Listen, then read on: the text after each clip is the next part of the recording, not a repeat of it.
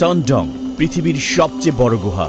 এই গুহা এতটাই বড় যে এর ভিতরে একটা নিজস্ব স্বয়ংক্রিয় ইকোসিস্টেম রয়েছে। এর মধ্যে রয়েছে নিজস্ব আবহাওয়া ব্যবস্থা। সাধারণত আকাশে যে মেঘ দেখি, গুহার ভিতরের শত শত মিটার ভূগর্ভে একই মেঘ তৈরি হয়। সনডং এর ভিতরে লুকিয়ে আছে এক অবিচ্ছন্ন আদিম বন আর বিশাল এক ভূগর্ভস্থ নদী। স্বচ্ছ মাছ থেকে শুরু করে রঙিন বানর, এখানে সবই দেখতে পাওয়া যায়। এই গোপন জগতে বাস করছে 250টিরও বেশি উদ্ভিদ ও প্রাণীর প্রজাতি।